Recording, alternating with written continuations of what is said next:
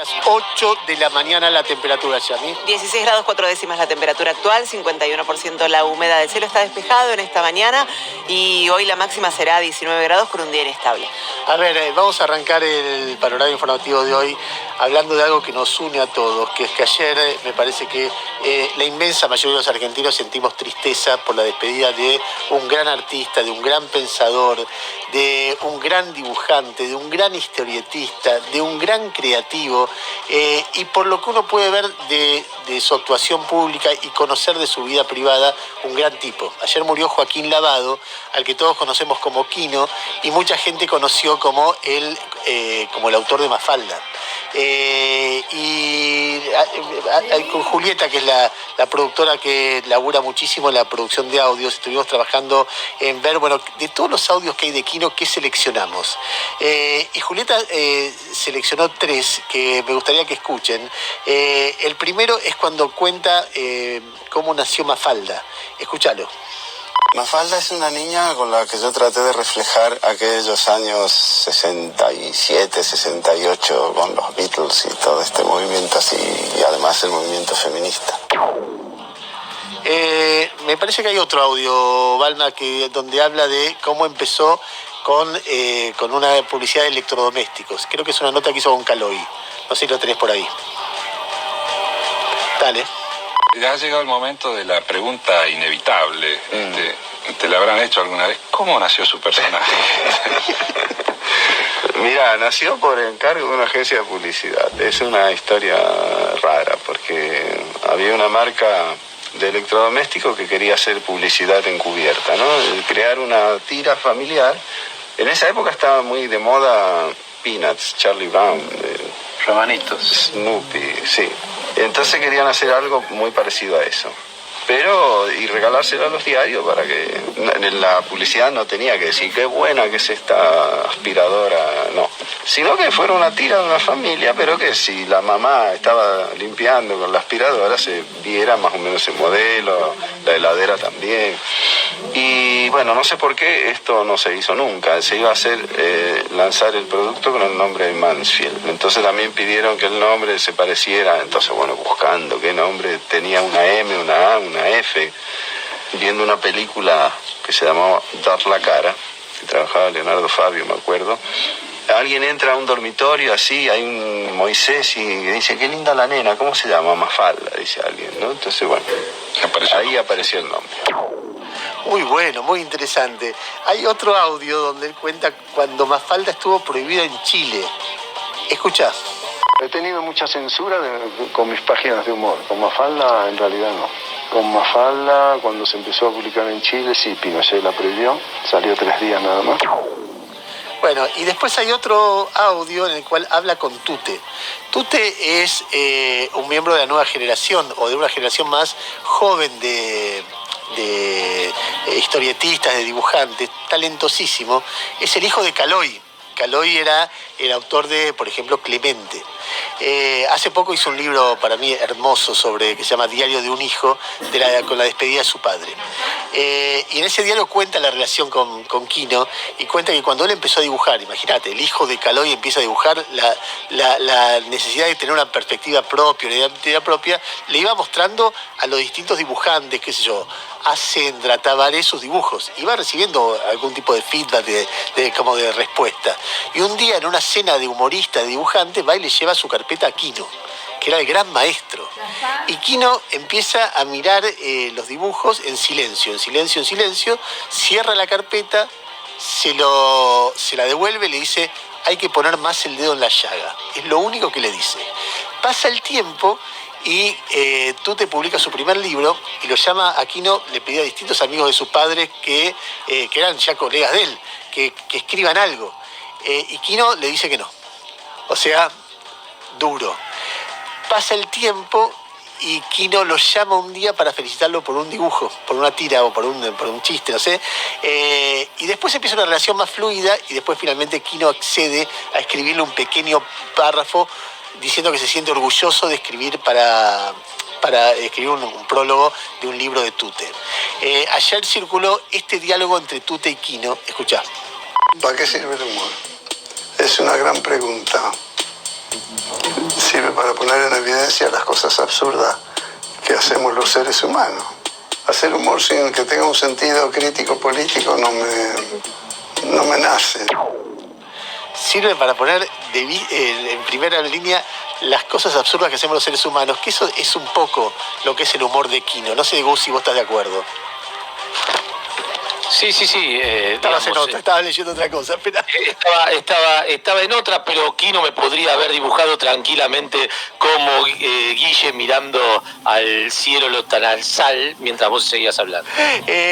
Tamara, ¿vos tenés alguna tira de Mafalda que cuando decís Mafalda te aparece? Yo era fan, pero muy fan cuando era chica, porque primero me los compraban mis padres y después se lo pedía yo, porque te ibas comprando de a una. Y el mejor regalo que me hicieron fue el todo de Mafalda, que amarillo. juntaron todas. Ahora, sí, perdón, y yo lo que hago ahora... Espera. ¿Y lo que haces ahora? Señor, no terminé, señor. Es leérselo a mi hijo. Claro, los niños de hoy son muy vagos, o sea, yo no logro mucho que él se siente y lea solo, pero se lo voy metiendo, se lo voy leyendo yo y le gusta. ¿Y qué tira de Mafalda vos te acordás? No me acuerdo un chiste en particular, pero sí te quedan cosas como la sopa, como que ella veía... La vez que dijo, que en una historieta decía que el mar, ella lo veía como una sopa gigante con fideitos. Y se descomponía. Nunca más pude ver, nunca más pude ver el mar de otra manera con la gente adentro. No sé si nunca más, pero uno vuelve a eso, ¿viste? Ves el mar y en algún momento te aparece Mafalda y la imagen de la sopa, exactamente. Te hacía pensar mucho, yo era muy chica y te hacía como... Te entraban mucho los chistes. ¿Vos querías decir algo? Quería que no sé cómo en las nuevas generaciones ha pegado, si es que ha pegado Mafalda. No tengo la menor idea. A mi hijo le gusta, no sé cuánto le... En mis hijos totalmente, sobre todo mi hijo mayor, y hablábamos... Pero son gente grande. No, pero cuando era chiquito. Lo leía cuando era chiquito. Y todo, yo lo leía cuando era chiquito, qué sé yo. A ver, como el fenómeno de venta, yo sé que con lo que voy a decir se va a generar una grieta tremenda como la que hay entre los humoristas gráficos, pero el fenómeno de venta de ese tipo de libros de tiras en los últimos años ha sido el de Gaturro. Claro, bueno, está bien, son estilos distintos. También. A ver, pero a Milo también le gusta Gaturro, sí. En este momento son las 9 de la mañana, Jairo se tiene que ir, con lo cual pasamos al segundo tema del día de hoy, que tiene que ver con el indicador de pobreza. Ayer el INDEC informó que la pobreza subió más de 5 puntos a 40,9, que es una forma que no es el dato más actual, porque la pobreza se mide semestralmente y es un promedio de 2 trimestres. El segundo trimestre, que es el trimestre más duro, el más cercano a nosotros, la pobreza dio 47,8%, una cosa así, o sea, por encima del 47%, muy cercano al 50%, y si te metes en el dato más terrible, que es la cantidad de niños que están en situación de pobreza, da más del 56%, en un fenómeno que muchos técnicos llaman la infantilización de la pobreza, porque en los hogares pobres hay más niños que en los hogares medios o ricos.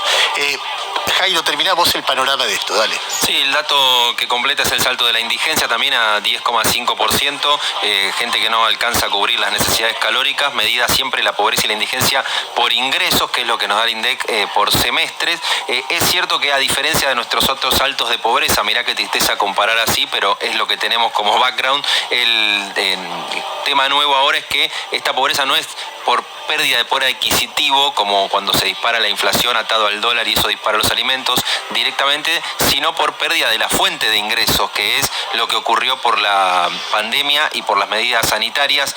Acá, como en otras partes del mundo, hicieron que el universo básicamente de empleos informales, llamale changas, llamale rebusques, se paralizara por completo. Por eso el dato del segundo trimestre es de 47,2%. La pregunta que surge entre los especialistas es a qué velocidad esto va a ir sacando a la gente de la pobreza de acá en adelante cuando termine en algún momento de caer la economía y se consolide una recuperación. La comparación con la reducción de la pobreza del fin de la crisis de 2002 no corre porque no tenés tasas de crecimiento que se vengan como las de aquel momento, entonces es un gran desafío y tenés capas aparte. Tenés los pobres nuevos de esta crisis, tenés los pobres que cayeron por ingresos y devaluación en el gobierno anterior, tenés los pobres estructurales que se fueron acumulando, los que quedaron del estancamiento también del final del gobierno de Cristina Kirchner. Todo ese desafío aparece y si vos lo mirás en perspectiva hay dos cuestiones para decir. Una Una es cuántos pobres hubiesen ahorrado si el IFE se pagaba todos los meses o si el IFE era el doble para compensar que no se pagaba todos los meses.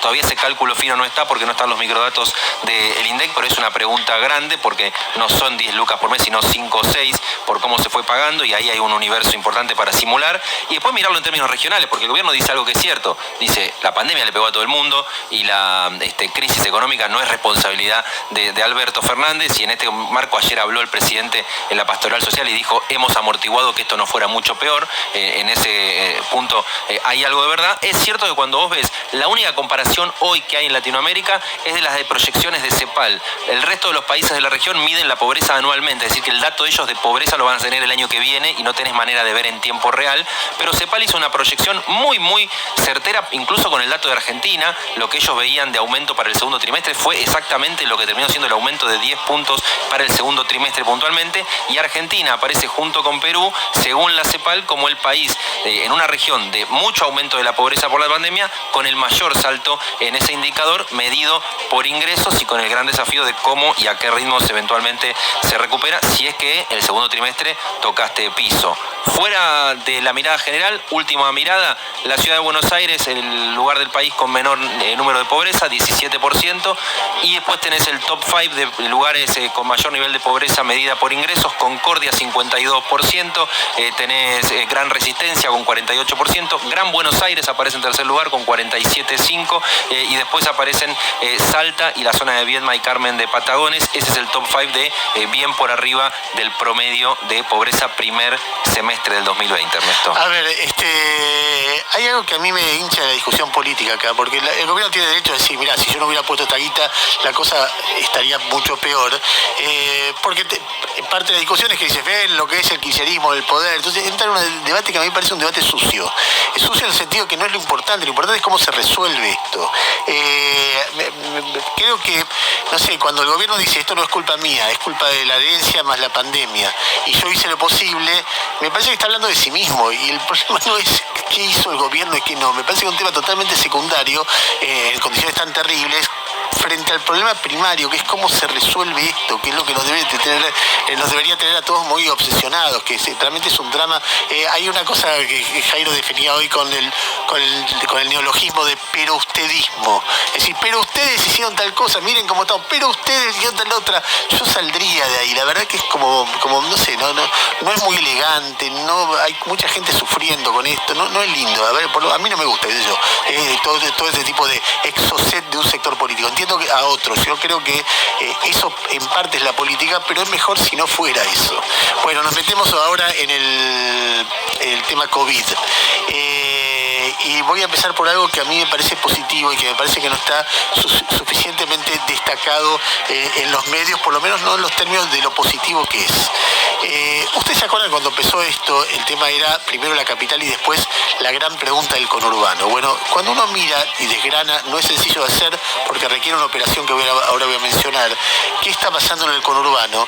La caída en los números del conurbano es muy violenta y por suerte es así. Imagino yo que se va a reflejar en poco tiempo en la cantidad de fallecidos. Les voy a contar cómo se resuelve, porque el conurbano, nadie informa conurbano en sí mismo. Entonces, ¿cómo se hace? Se agarra el AMBA, que es capital conurbano, y se le quita capital. Entonces te dan los números del conurbano. Entonces, por ejemplo, si vos tomas el 27 de agosto, para poner el día que más alto fue en la historia de todo esto, el AMBA tuvo 7.500 casos. De esos 7.500 casos, 6.000 eran del conurbano y 1.500 de la capital. Ayer el AMBA tuvo 2.500 casos, de los cuales 1.500 eran del conurbano y 1.000 de la capital. Es el peor día contra el mejor día de los últimos tiempos, que fue ayer, o sea, bajando de 6.000 a 1.500. En el conurbano estamos hablando, los casos. Ahora vos me decís, bueno, es un día, no vale comparar un día. Bueno, comparemos una semana entera, aquella última semana de agosto con la última semana de septiembre, que ahí sí vos podés comparar qué pasó en un mes. Y entonces, en la última semana de agosto hubo en total 6.500 casos en el AMBA, de los cuales 5.300 fueron del conurbano. y en la última semana de septiembre hubo 3.800 casos en el AMBA, de los cuales 3.000 fueron del conurbano. O sea, así como la ciudad de Buenos Aires bajó de 1.200 casos de promedio en esa semana a 800 un mes después, el conurbano bajó de 5.300 a 3.000 un mes después. Entonces es muy difícil no ver ahí una caída muy fuerte de casos, que me parece que es muy difícil de discutir, que en poco tiempo se va a trasladar a cantidad de fallecidos. Va a haber muchos menos fallecidos del conurbano y de la ciudad cuando terminan de contar la cantidad de fallecidos que todavía no contaron, que eso pasó en provincia la semana pasada y está pasando en ciudad ahora, porque ayer ciudad que venía cargando 20, 25, 30 fallecidos, ayer cargó 100 y pico, y el fin de semana cargó 100 fallecidos contra 10 del fin de semana anterior. Es obvio que la ciudad no lo hace de golpe, pero está haciendo lo mismo que la provincia, día por día, por eso subieron tanto la cantidad de fallecidos, y cuando lo ves por día se ve claramente, porque 60 de los fallecidos, 70 de los que contó ayer la ciudad, pertenecen a julio o agosto, pero sobre todo a julio. Entonces, en este caso decía, la baja del conurbano. Ahora, la provincia de Buenos Aires está más aliviada y no, porque si vos mirás los datos del día de ayer, que tuvo 6.000 casos, y ves que solamente 1.500 fueron del conurbano, hay 4.500 que fueron del interior, y esa cantidad de casos del interior es tan grave como la cantidad de casos que hay en Santa Fe, como la cantidad de casos que hay en Córdoba, que son muchísimos. Para darte una idea, Córdoba 1.700 casos, Santa Fe 2.000 casos, Mendoza 691, Tucumán más que Mendoza 739 y creciendo, y ahí está el foco del lío en este momento. El interior de la provincia de Buenos Aires, Santa Fe, Córdoba, Mendoza y Tucumán. Jujuy manteniéndose alrededor de los 100 casos después de haber estado en 300, o sea, claramente en línea descendente, y después aparecen otras provincias, uno mira con especial preocupación Río Negro. Ese es el panorama del COVID en este momento, en un contexto que en números globales vos ves una positividad altísima. Ayer hubo 26.000 test y 14.000 casos, claramente por arriba del 50%, y cantidad de muertes que es una tragedia. 419 estamos naturalizando, que nos enteramos. Se hayan producido cuando se hayan producido, nos enteramos de 400 fallecidos por día. Es una cosa realmente trágica. Argentina, vengo diciendo, hoy es el país del mundo, hoy es el primer país del mundo que más sufre cantidad de fallecidos en relación a la cantidad de sus habitantes. En ese contexto, ayer hubo un episodio que viene del fútbol, pero que para mí merece algún comentario, que es lo que le pasó a Gallardo. Gallardo estaba por empezar su conferencia de prensa, se estaba por poner el barbijo, y sin saber que estaba siendo grabado, dice esto. Escúchalo. El barbijo sigue siendo obligatorio, me parece una cosa totalmente estúpida, pero bueno, se lo digo a usted fuera de cámara, porque la verdad que no se entiende. Perdón.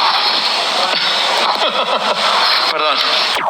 Bueno, ahí se da cuenta, cuando dice perdón, se da cuenta que ya estaba siendo filmado, estaba siendo transmitido eso.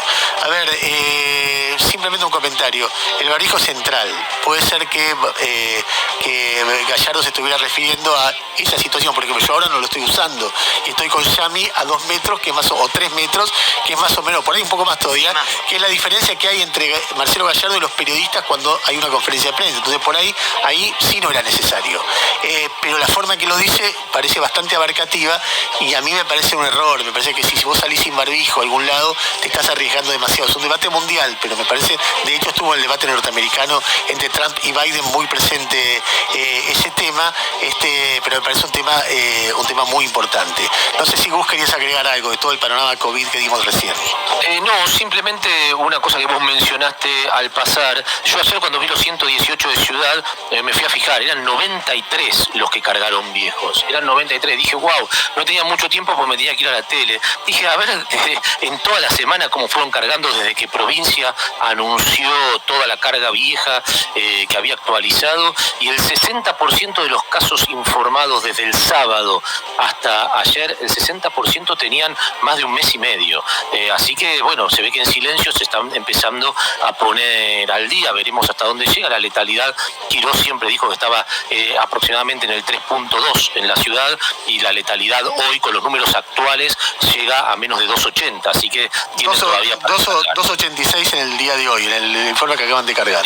Hoy está 2.86. Bueno, se ve que vienen sumándole, con lo que sumaron ayer, todavía les queda para seguir cargando fallecidos de fechas bastante anteriores. A ver, sigamos con el panorama informativo que viene muy cargado.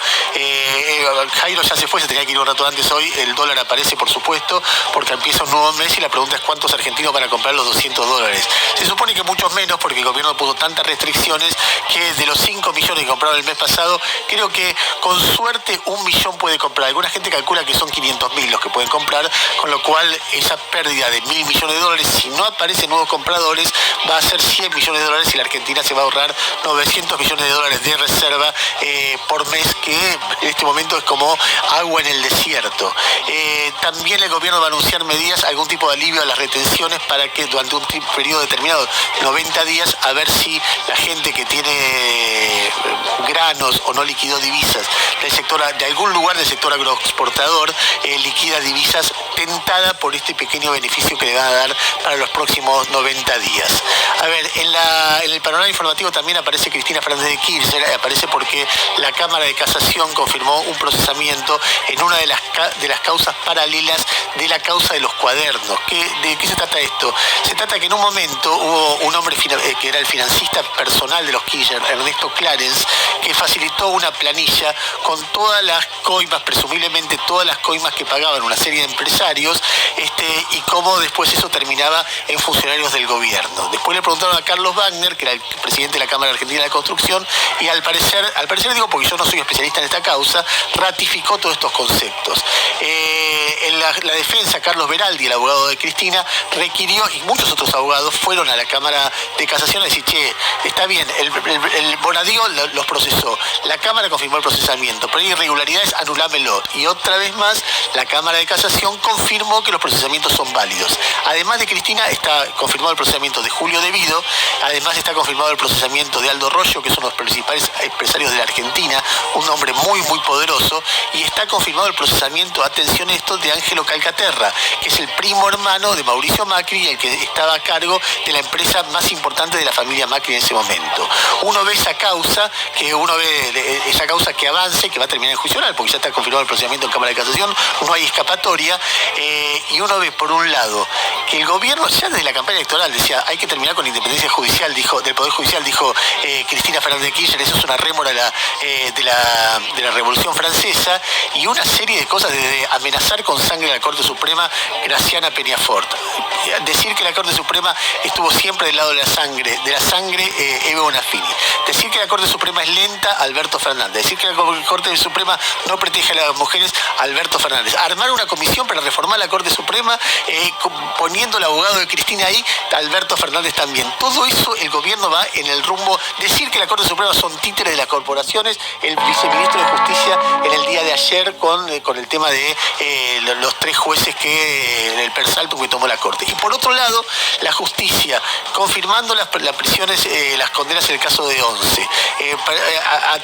abocándose a la causa de los 3 jueces, confirmando el procesamiento de Cristina. Uno ve una cosa que pasa de un lado y del otro, y sin entrar a tener opinión, ve ahí un rumbo de colisión que no sé cómo lo van a evitar. Creo que va a ir creciendo y creciendo el conflicto. La justicia cada vez más abroquelada, sacando resoluciones que al gobierno no le gusta, y el gobierno cada vez más decidido a confrontar con la justicia. Esto me parece, yo lo veo, digo, ojalá hubiera alguien que logre desarmar algo de este enjambre, pero el enjambre está y va a ir creciendo. A ver, ayer hubo una espantosa fake news, lamentablemente se tuvo que ir Jairo para que lo voy a contar yo. La fake news se armó de la siguiente manera. Un periodista de La Nación tuvo la primicia de que Coca-Cola decidió correr sus oficinas administrativas de la Argentina a Brasil, es decir, concentrar todo en Brasil. Eso tiene que ver con problemas de la Argentina, tiene que ver con estrategias regionales, tiene que ver con varias cosas, pero y una información cierta. Pero claro, de alguna manera contribuye a la idea de, fíjense cómo hay varias empresas que se están yendo. Inmediatamente se armó alguien armó una nota de Infobae con la firma de un periodista, Emanuel Gentile, diciendo que Branca, acuérdense que el Fernet o la Fernet Cola es una de las bebidas más populares que hay, asoció una cosa a la otra y dice que Fernet Branca también se va del país. El primero que aclaró que esto era falso era Emanuel Gentile, el periodista que hace varios años que no trabaja en Infobae. Digo, che, yo no tengo le decían, che, esto es verdad, todo el mundo salió a chequearlo, ya estaba viralizado por todos lados, era trending topic Branca y toda la campaña, fíjense cómo las empresas se van del país. Emanuel Gentile informó que no, y después la empresa salieron con nosotros a decir que ellos tienen el 80% de lo que venden es acá, que les va muy bien, que les fue muy bien incluso que en la pandemia, que además metieron 34 millones de dólares, que están pensando en exportar y crecer las exportaciones a Brasil y Paraguay, o sea que nada que ver con nada, pero ya estaba instalado. Y esto que estoy aclarando no lo sabe mucha gente que se quedó con la idea de que Fernet Branca se va del país y es otra de las empresas que se van del país. El corolario final de esto es que mucha gente del otro lado, the other side of the griet, del otro lado de la grieta, empezó a atacar a el periodista de La Nación que contó lo de Coca-Cola. Ve vos que mentís, cuando no era lo que contaba el periodista de La Nación era cierto. A ese nivel llega la locura. Y nada, contar como el país, como muchos países, nosotros a nuestro estilo no la estamos pasando bien. Tenemos malas noticias. Hay bastante malas noticias para conformarse, para los que les gusta dar malas noticias, con las malas noticias que hay. Que le agreguen a esto fake news, quien sea el que lo haga, y yo creo que ahí hay algo conspirativo que merece atenderse. Es espantoso. Habla de seres humanos muy malos, muy feos, muy horribles, haciendo cosas que realmente muy, muy cuestionables. En la lista, en la agenda informativa de hoy está también Pablo Moyano. Y cuando yo digo Pablo Moyano, le tiro la pelota a Gus, que es el que viene investigándolo desde que Gus era chiquito. Pablo Moyano ya era grande. Así que dale, Gus. Sí, porque ayer finalmente, después de 5 audiencias frustradas, se pudo llevar adelante la indagatoria de Pablo Moyano. En la última vez que se frustró, cuando finalmente fijaron fecha y la Cámara le dijo al abogado de Moyano Germano, che, basta, se acabó, que vaya y declare, había dicho públicamente Moyano que iba a contestar todas las preguntas, se iba a dar por terminada este circo que había armado, según él, el fiscal Sebastián Escalera. Bueno, finalmente no contestó ninguna pregunta, no declaró Pablo Moyano, es un derecho constitucional obviamente que le asiste. El argumento para no declarar fue que todas las denuncias del fiscal Escalera eran vagas, que no tenía ningún tipo de prueba y que como no había prueba él no se podía defender, así que no iba a decir absolutamente ni una palabra sobre el hecho. Dijo, digamos, algunas cosas, pero que no quiso que quedaran constatadas en la causa, entre esas cosas obviamente atacando al fiscal, a quien acusaba de ser un ariete del macrismo y de los servicios de inteligencia. ¿Qué va a pasar ahora? Lo importante no es lo que ya pasó, que es una indagatoria que finalmente se concretó, aún cuando se negó a declarar Pablo Moyano. Bueno, en lo que queda es incorporar a la causa unas medidas de prueba que ya estaban producidas, que tienen que ver con unos informes tecnológicos que ya parcialmente están volcados a la causa. Falta darles el toque final. Yo supongo que eso se hará la semana que viene, y en no más de 15 días seguramente el fiscal Escalera va a elevar a juicio oral y público a Pablo Moyano como presunto jefe de una asociación ilícita. Veremos. A mí ayer el abogado de Moyano Germano me dijo que él iba a, cuando presente el juicio político, él iba a pedir el sobreseimiento porque dice que no hay pruebas, que es toda una vaguedad, y ahí otra vez deberá resolver la Cámara, que hasta ahora siempre que falló a favor del fiscal. Si la Cámara no cambia, el año que viene entonces Pablo Moyano enfrentará su primer juicio oral y público. Es muy fuerte, va a ser muy fuerte ver a Pablo Moyano en el banquillo de los acusados por un caso de barra brava, es decir, de mafiosos, delincuentes, etcétera. Gritará, protestará, pero terminará ahí, ¿no? Yo, la verdad que esa imagen puedo imaginarla porque ya lo vimos a Cristina o a Macri en esa situación. A Pablo Moyano me cuesta, no sé por qué, me cuesta más imaginarlo. A ver, ¿quedó algo de deportes, Gus? Me parece que recorrimos todo, tenis, fútbol. No, recorrimos todo, nada. Recordar para los que se sumaron recién ahora que ayer ganaron casi todos los argentinos, salvo Londero, que perdió con Cecchinato. Ganó Schwarman, ganó muy bien, juega con un eslovaco que se llama Gombos, 30 años, no debería traerle ningún problema en el día de mañana a Schwarman ese partido.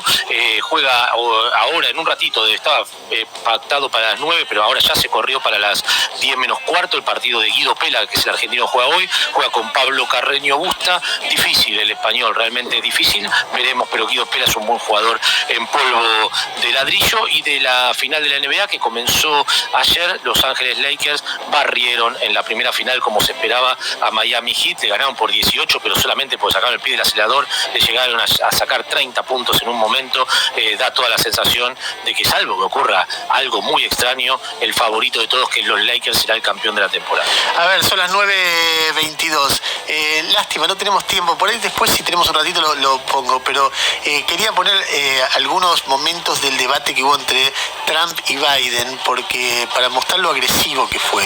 Pongamos un audio, aunque sea, Palma, y después quiero hacer un comentario. Dale. Ahí viene, lo está ajustando, ahí hubo un punto. Everything he's saying so far is simply a lie. I'm not here to call out his lies. Everybody knows he's a liar. But you I just want to make sure. Joe, you're the liar. I want to make sure. Graduated last in your class, first in your class.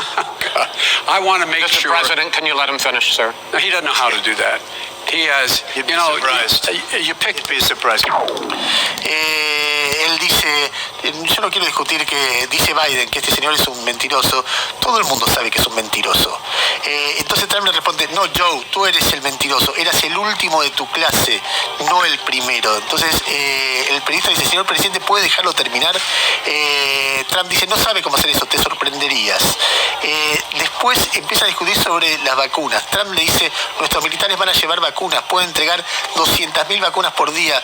Entonces Biden dice, esta es la misma persona que decía que el virus ya no existiría en Semana Santa, que el calor haría que desapareciera como un milagro, y de paso te puedes inyectar lavandina y curarte. Eso era sarcasmo, dice Trump. En otro momento le dice, no se puede hablar con este payaso, le dice Biden a Trump. Escuchá el momento que le dice, ayer hacían remeras en la campaña de Biden diciendo, te puedes callar. El momento que le dice, te puedes callar, Biden a Trump. Dale, a ver. You should go out and vote. You're in voting now. Vote and let your senators know how strongly you feel. Vote now. Make sure you, in fact, let people know your senator. I'm not going to answer the question because the question is radical left. Will you shut up, man? Listen, who is on your list, Joe? Who's on your list? Gentlemen, I think this is so unprecedented. Bueno, ahí está, deberían votarlo, interrumpe todo el tiempo y en un momento le dice, Urrio, shut up, man, te podrías callar.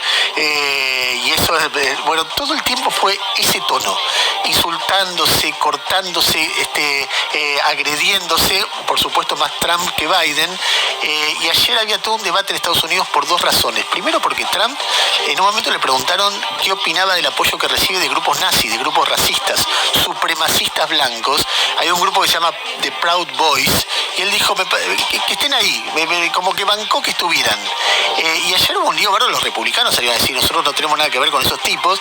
Y cuando le preguntaron a Trump, Trump dijo, yo no sabía quiénes eran, pero la izquierda radical es el problema, y empezó a hablar contra la izquierda. O sea, es uno de los temas que dejó picando el debate, el respaldo que hay hacia un presidente norteamericano a grupos racistas. Es realmente muy explícito y muy evidente. Y el segundo elemento que quedó picando es cómo se hacen los debates, porque la comisión que organiza los debates empezó a discutir. Entonces, que le vamos a dar al próximo periodista que coordine el derecho a mutear cuando alguien interrumpe. Porque cuando alguien tiene que hablar 2 minutos, tiene que hablar esos 2 minutos. Y entonces había una discusión sobre eso, porque hace muchos años se respetaba eso hasta ahora, pero Trump rompe con eso. Y lo segundo es que si no se da el derecho a mutear, si alguien interrumpe, se lo multa, quitando el tiempo del tiempo que tiene libre. Bueno, es la principal democracia del mundo y están pero revolcándose en el barro de una manera como pocas veces yo he visto. Bueno, dicho todo esto, señoras y señores, nada, hoy nos vamos a poner auspicio de garantizar, que siempre lo ponemos porque Jairo se tuvo que ir, simplemente mencionar que garantizar auspició los datos económicos de Jairo, y arranca, nos aflojamos, nos relajamos, nos dejamos llevar por